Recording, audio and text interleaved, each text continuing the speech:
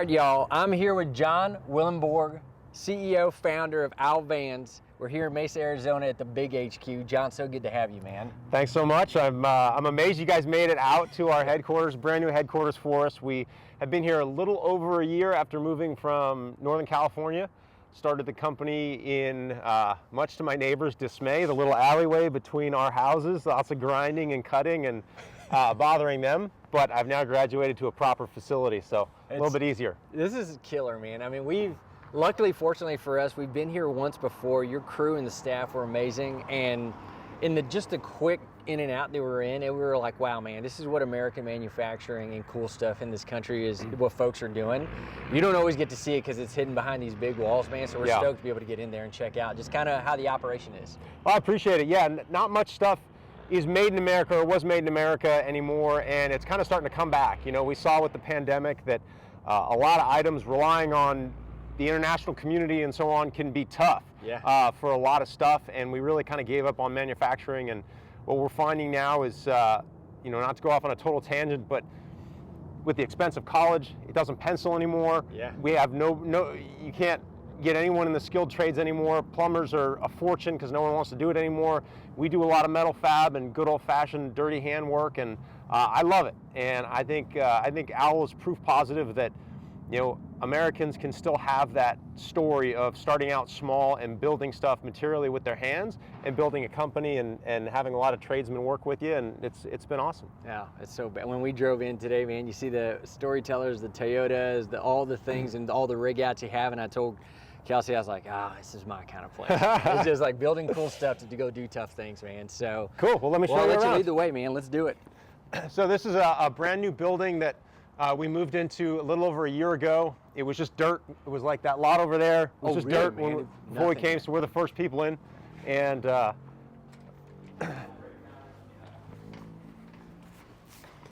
this originally was going to be a conference room, but it ended up being taken over by the customers waiting on their vans, which makes sense. I'll show you in back. We bought a storage container with the plan of building it out inside for customers. Then we realized it kind of looked like we were putting them in jail. And it wasn't a great. It was like open the big steel gates inside and then slam them. Like, we'll release you when your van is ready. But so that didn't quite go over well. And so we figured this with the windows and being kind of part of it is nice. But so many folks come up and you know what I love is people go out of their way to say nice things, and so many times in a business, everyone's super quick to say negative things, and I even am guilty of that myself. You know, you go to a restaurant or you go to a store or you go to a hotel and you get bad service, and you know, you go online and become a keyboard hero, and you know, this place sucks, don't ever go there. I love they kick puppies, but no, people go out of their way to thank the team, and you know, I say this, but I really mean it.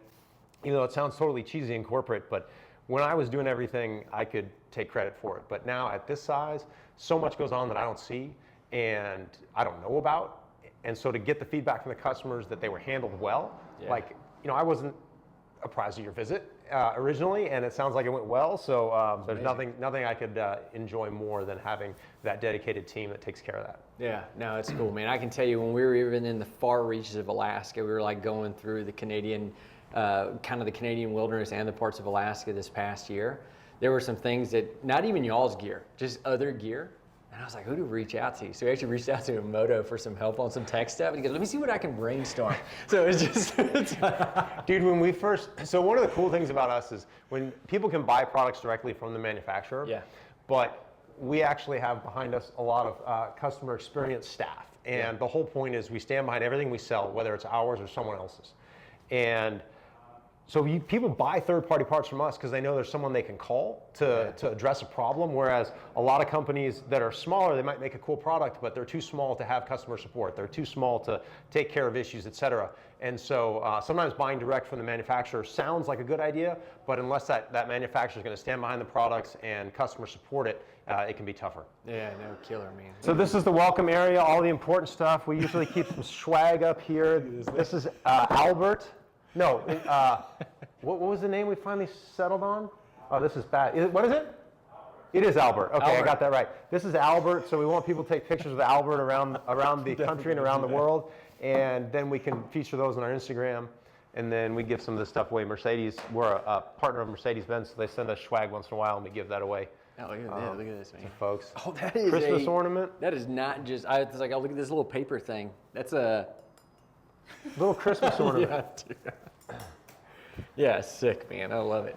So this is kind of our waiting area. In here is where we call it customer experience, because they're not just customer support. They also handle sales questions and just kind of overall experience for the customers, which is something that we kind of took from Tesla, in that we don't have separate sales staff and separate customer support. We kind of want them all to holistically do everything, because we feel like it gives them a better knowledge base, and we want people to be able to, sorry, I noticed he's on the phone, so I'm talking quieter. We don't want to be playing the like shuffle folks around. So if you call in with a problem, they don't want to be like, okay, hold on, let me get Lenny, and Lenny's at lunch. Okay, let me get Joe, and all this stuff. So it's like we want each person that they contact to be able to comprehensively take care of their stuff. Dig it, man. What is this up here? Is this like, did someone in the office do that? Yeah, well, not in the office, but Heather, who handles all of our fulfillment, she had a friend who does murals, and this was just a big white kind of office-y wall that was really ugly, and so we thought, you know, let's try to make something a little more fun. It kind of chronicles our journey. We started off in Marin, which is on this side of the Golden Gate Bridge. Oh, got it. And that's the original van that we had, the Ultimate Revel, and then our second van there is the Ultimate Beast, Storyteller, and then our second off-road location was our third was in Colorado, so those are the mountains, and then we travel out here kind of more to the desert where we are now. And, oh, man. That's, I mean, judging by the ballerina-like stance on top of the van, that's got to be Lance. I mean, he's the only one that can get that kind of curvature of the arms. Maybe. Oh, and the owl Easter egg, you see it? Yep, little owl there. All right, there you go. And then we got another mural out back that you may have seen already when you picked up your van. Oh, yeah. So this is kind of what we affectionately refer to as Van Costco. Bro, man, this is your Van Costco. This is even more, like, there's way more here than even last time, man. Holy smokes. That's good news. It is. We keep growing, which is good. You know, it's a rough time for the outdoor industry. It's a rough time for consumer direct goods in general, but we continue to grow this segment. I mean, you have a van, you know how good those vehicles are for what they do, and we envision this taking over a large segment of the RV market going forward, and we want to be prepared for that. And so we're a firm believer, like I said, customer service, customer experience, so we like to stock everything so that when a customer orders it, we can fulfill it and ship it. We're not drop shippers. We don't do a lot of like, oh, it's on our website, but I've never seen it, never touched it, I don't inventory it, because that's how mistakes get made. That's how you have bad customer service situations. You know, I made a video of a tour of this place because I was just really proud of how far we had come when we first kind of moved in. And if you go back and watch that tour, this is all empty. Like there's a couple of racks like back there. Your HQ tour, right? Yeah, right, and this is all empty. And this stuff is primarily owl stuff. So we have never been until the last few months in stock on owl products. And we are in stock now, and credit to our team, it's the busiest we've ever been. But so we got in stock without, you know, having a drop off in sales. So that was really tough, but they did an amazing job. And so now when someone orders a side ladder, they go pull it off this stack as opposed to waiting for that stuff to get back from powder. So this is kind of all our stuff. Man. So what we'll do here, I'll open this up. You guys are super important. I'm opening the caution, do not enter. Hey. Only the boss can do that. We signed all the waivers. Holy smokes, man. So you talk about bringing stuff in-house. So this is all brand new equipment. Let me get the trash out of the shot. That's cool. Want to see lunch? So, you know, you talk about bringing stuff in-house. So here's a wheel spacer. And we try to put thought and design into everything we do. So this wheel spacer is hub-centric. So that means it sits on the axle. So you're not putting weight on the lugs. And then we also machine out all of these holes to make this product a lot lighter. It's made out of aluminum. But, oh yeah, you can hold this. But then this is what it comes from, which is a big block. And so for those that aren't familiar with machining, what makes machining so great is there's no joining of any materials. So this is a solid block of aluminum that gets basically drill bits, which you can sort of see over here. Oh yeah, you gotta check this out. Because there's coolant, that's all coolant splashing around, but so up here, and we can go off to the side, See, there's all these drill bits on a conveyor. I do.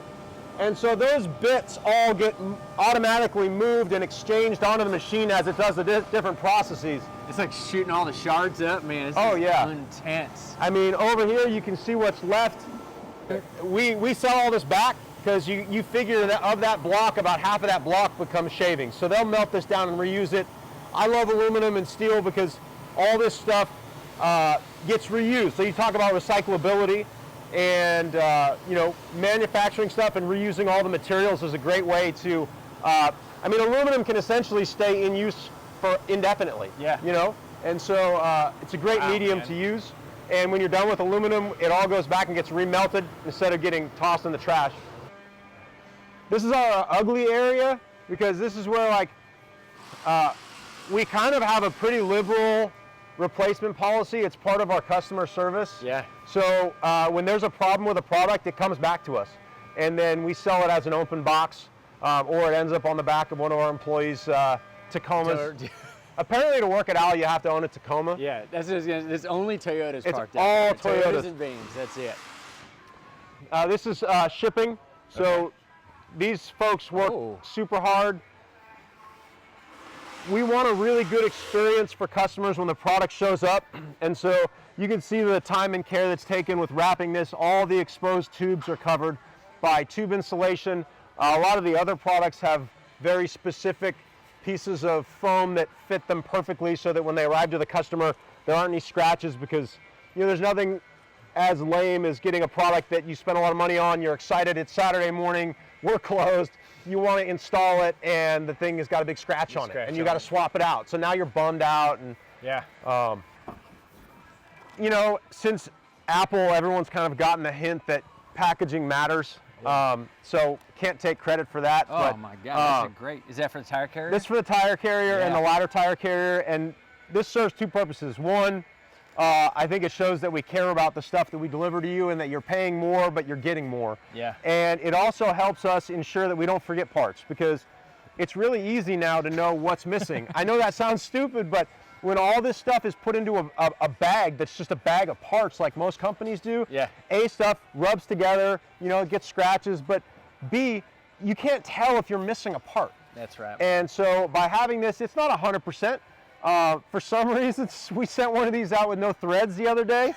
That's a bolt with no threads doesn't work very well, but we're not immune to mistakes, but it helps mitigate them. That's Ash. She's an absolute rock star. I think I saw like a short film you guys did on her. She's like manages fabrication, I think, or something. So she and Kevin is basically number 2 in command here. They did mortgages before this. And then Kevin, exciting. But they both worked with their hands a lot. Kevin made custom knives, and they were gorgeous. And so I knew if his attention to detail on custom knives was there. Yeah. And then he talked about Ash, and then she came in, and biggest badass we have. Yeah. You know, every guy, every welder we have, every fabricator we have respects the daylights out of her, because she shows up before everyone. She works harder than everyone. You'll never hear a complaint out of her mouth. Like, it's crazy. So. Don't bet against her. Yeah. That's all I got to say. No. You see this cue? Oh. That's Jazz.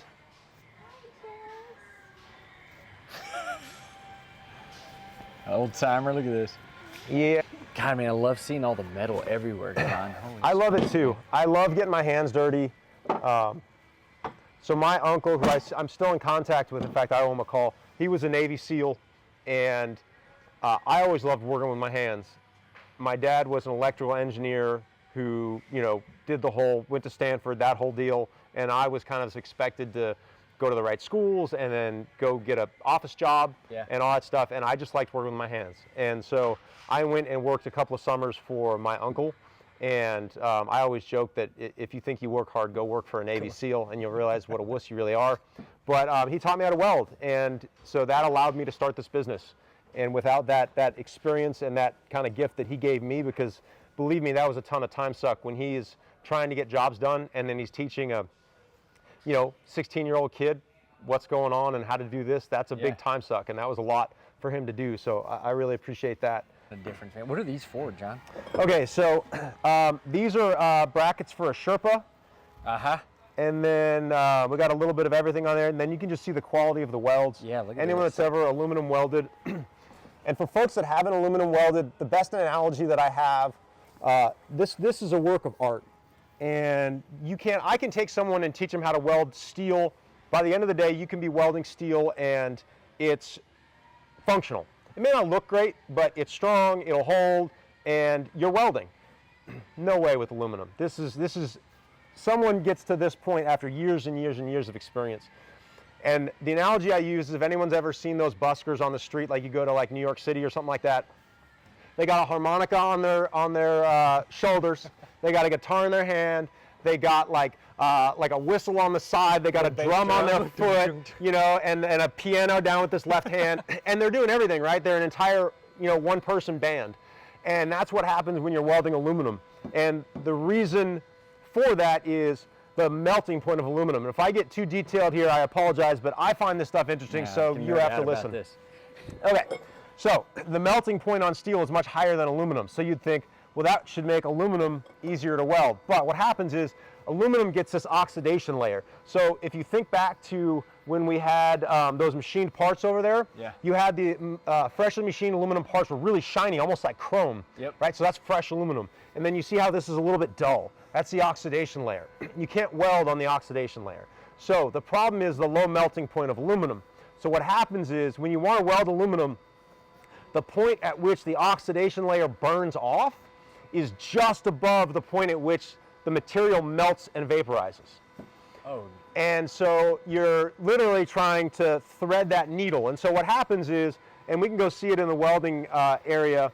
In fact, why don't we walk over there, because they're probably done. And this is just inventory, ladders. So that's kind of a fun Easter egg. When it's on the van, that's up high, you can't see it. But when the sun shines down at noon, it puts Explore More on the side of your van in a shadow. Oh my God, man. That's the kind of Easter egg stuff I nerd about, man. Yeah, this is how you know it's a real. See, if I closed my eyes right now and I walked in, I mean, like, is this American manufacturing or a military gear room? Like, those two things is the only thing with that kind of music blasting right now. You know what's funny is sometimes we'll get like dueling radios. We'll have the rock, death metal, and stuff from install, and then shipping will have some rap going, and you're just like, oh, my brain hurts. Okay, so this welding bay is empty, so we can look at this.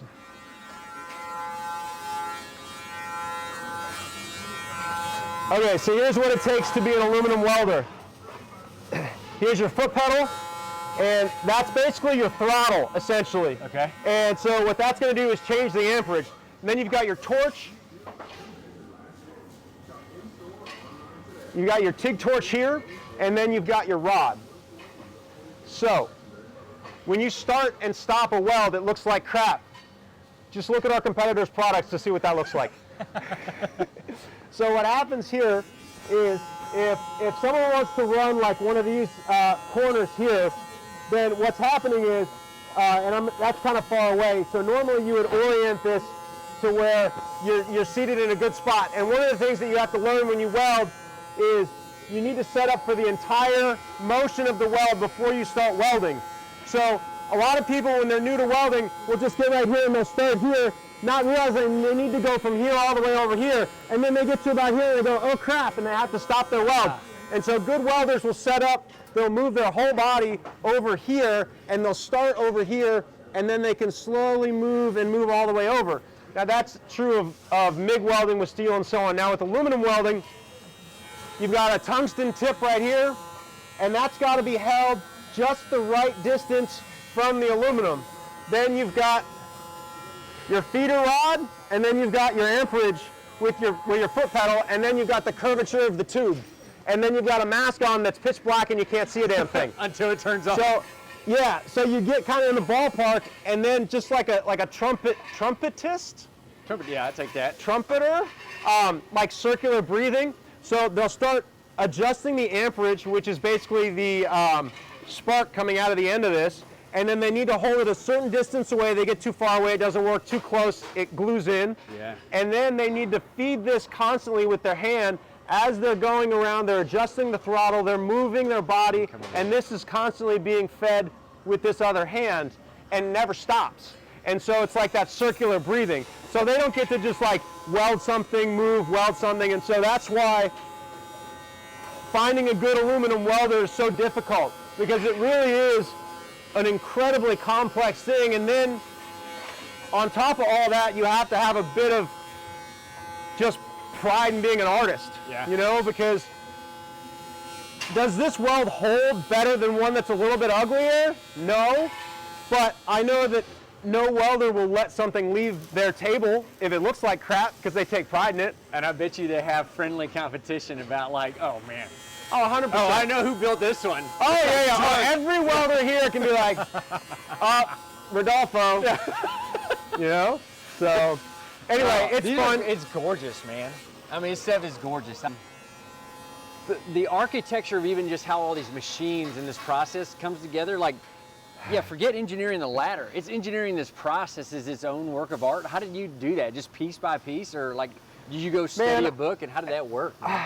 It's really one of those things where, I don't know if anyone's ever felt imposter syndrome, but it's like, everyone like they'll look at me and they're like, where are we putting X, Y, Z? And I'll be like, I should have a good answer for this. and you know, I just end up thinking it through, and then you try something and it works, or it doesn't, and you have to reimagine it or redo it. And so I'm a big trial and error guy. I research a ton, but I trust my gut, and I do things in a way that'll work. I'm a big duct tape butter knife guy, and what I mean by that is, if I'm trying to get something undone and there's a butter knife on the floor, I'll use that. Whereas there's some people that kind of like German engineer types that are just like, oh my God, you used a left-sided nail for the right side of the house and not a right-sided nail for the. It's like, I am very much whatever it takes to get to the end of the prototype. And now, once we get into manufacturing, like for production, different story. Yeah. No shortcuts, nothing, because this is going to customers. It's got to be perfect.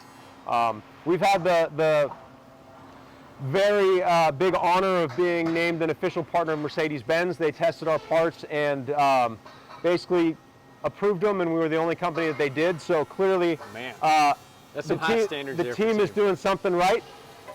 This shows the complexity of a jig. So again, I go back to when we make a new part and people talk about, why does it cost so much? Like, this jig alone, the number of hours in CAD to design this jig, all of these hold down points that keep everything aligned.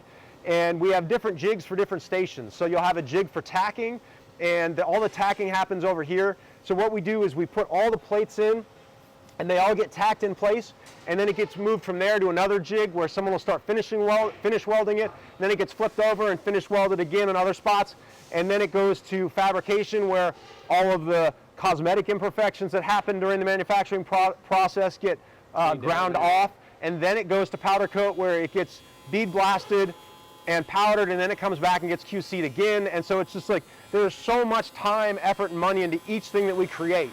And I'm really glad that a lot of people appreciate it, but that's why when people say like, oh, like that ladder, it's $2,000, but it should only cost $300 because I can go buy a square tube at Tractor Supply for $300. It's like, you can, but it won't be this. Yes, no, man. You got to appreciate the craftsmanship is something that I think somehow over the years, I was telling somebody the other day, I love heirloomable products, things that like, I was looking at an old pocket knife my father gave me, this was my grandfather's. That's so cool. And it was just built different. Like you can just tell, like it still snaps open.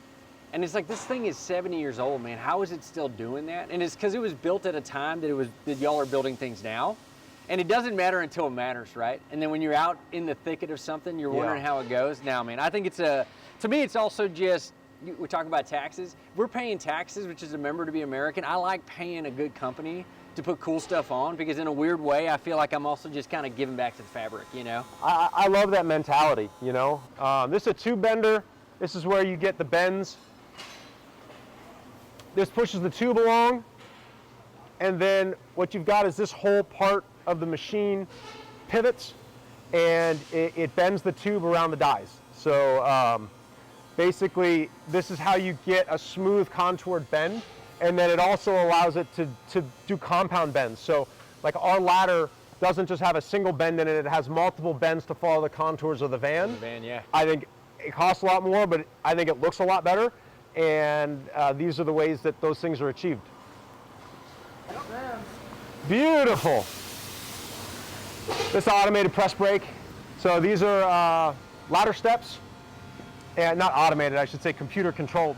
So what the gentleman's doing is he takes parts and there's stops in there, and you put the parts into the stop, Yeah. and then it comes down with foot pedals and it bends it to the right bend profile. And this is lasering steel right now. Oh, sick. And this is what's called nesting. So first I'll go ahead and watch that because that's pretty cool. Getting deep. Yeah. And then what this does is this is what's called nesting. So you have sheets of material that are, you know, usually 4 feet wide by 8 to 10 feet long. And then the computer system basically puts the puzzle pieces on the sheet to have the littlest amount or the least amount of drop, which is left over.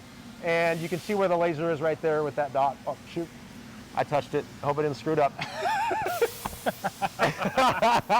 He did it. Yeah, they're like, wow, man, this batch is really janky. What happened here? I'm walking away before I get in trouble. It's just kind of cool. People don't usually see this stuff in manufacturing. So this is the sheet. So this is what it cuts out? Yeah, look at that. Which is kind of cool. It kind of looks like 70s wall art, right?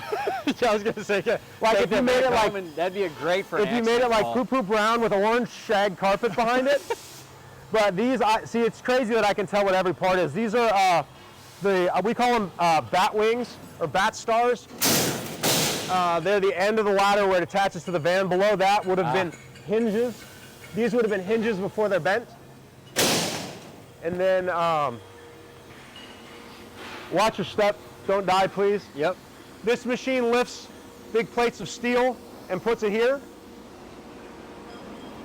What is it, just using suction or magnets, John, do you know? Suction. Suction. This is kind of cool, it's stuff you don't think about. Laser cuts steel, cuts wood, pretty much cuts anything below it. Your hand, don't stick your hand under it. Yeah. So how do you design a table that the laser hasn't cut? Well, you make it pointy like this, and then these fins change out. So the laser does end up cutting some of this I can see that. as it goes, and then after a while, you just pull these fins and change them. And then this whole tray drops down, and you can have one person continually, so it's got one in there. Then someone will usually be picking these up, and then take this off, load another sheet on, and then when that's done, that'll feed out, this will drop down, go in, and so it's a constant rotation. Oh, cool.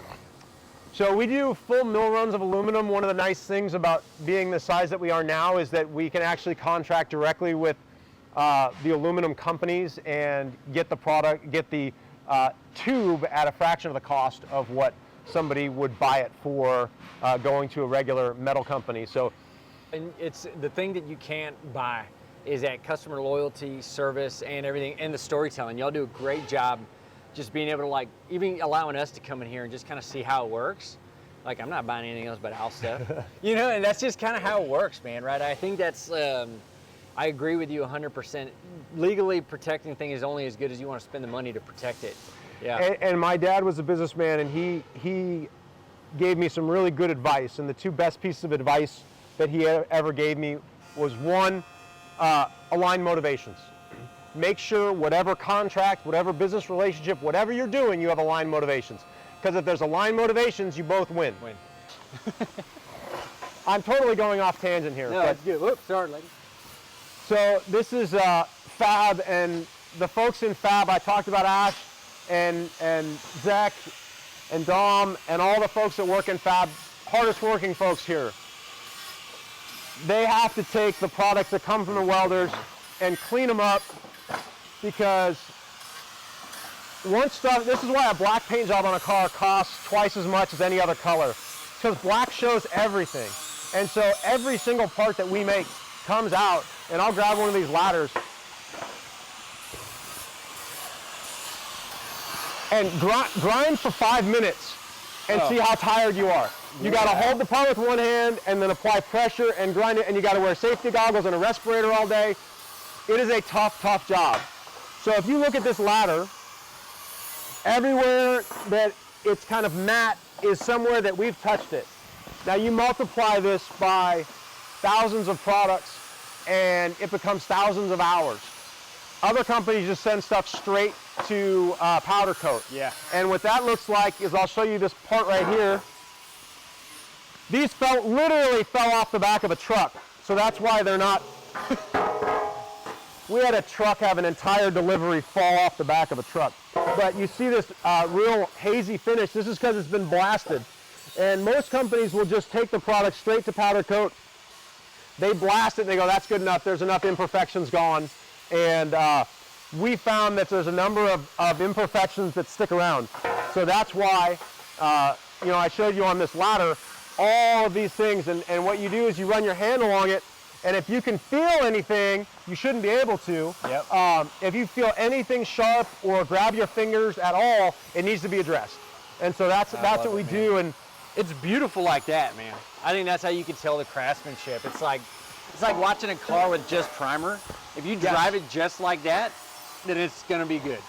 Well, and I'm giving away all my secrets, but little things that we do that a lot of folks don't is, we always powder coat the prototypes before we go to production. And the reason is, what do they always say? That like black shirts are slimming and horizontal stripes make you look heavy, right? Well, black makes, so in raw aluminum, everything looks bigger and bulkier. And so you get the aesthetics right in raw aluminum, you put it on a van, you're like, that looks fantastic. And then you powder coat it black, and you're like, that looks way too frail. Yeah. It looks like too small. And so what we see in other competitors' products, which I always laugh about, is all their products look like the tube diameters are too small and it's too weak and the metal's too thin. A, it's cheaper to do it that way, but B, it's because they got all the way through a prototype and they go, great, everything fits perfect, build it. And it doesn't get powder coated until it's shipping to customers. Yeah. So they don't realize that all the dimensions don't aesthetically look good until it's too late.